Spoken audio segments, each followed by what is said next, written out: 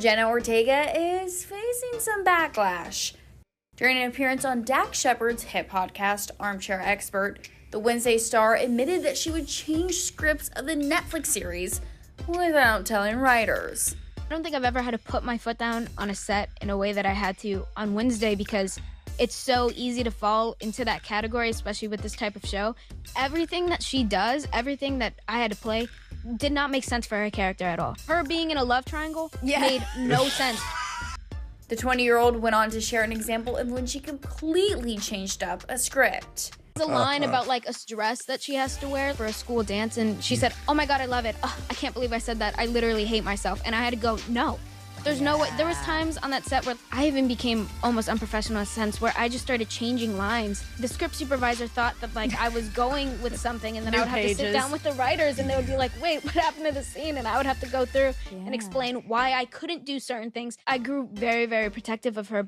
Jenna's remarks sparked some backlash online, including a reaction from writer Michael Sheridan, who tweeted, quote, "Yeesh, now I get why writers are getting a bit upset about her comments. The way this is framed, it appears she claims she's better than the writers, better than Tim Burton, and she's why the show was a hit. I don't know if she meant that, but that's how it reads."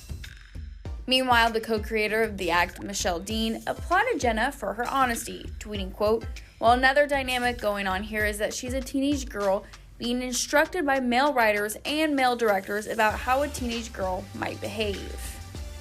Jenna is no stranger of doing things her own way.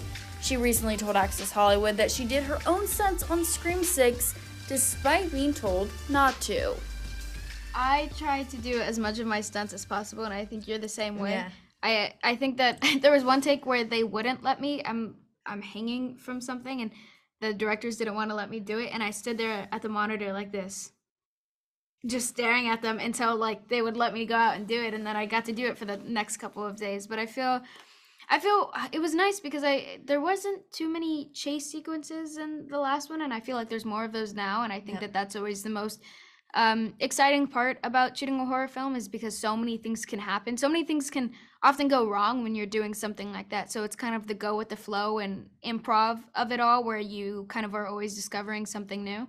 But I think that this installment is the most I've ever been covered in bruises for a project ever. Yeah, your knees were. I got it pretty good, but I had it ribs, elbows, the whole thing. It was an action movie. Yes, it was an action movie. Yeah, it's a horror movie, but it was actually an action movie. That's how I felt shooting it. I was like, I would turn to Matt and Tyler after we'd done like the hanging off the railing or like the ladder or the running through the theater, and I was like, "You guys realize we're doing an action film, right?" And they were like, "Yeah, we are. It's disguised as a horror movie, but it's a full action movie."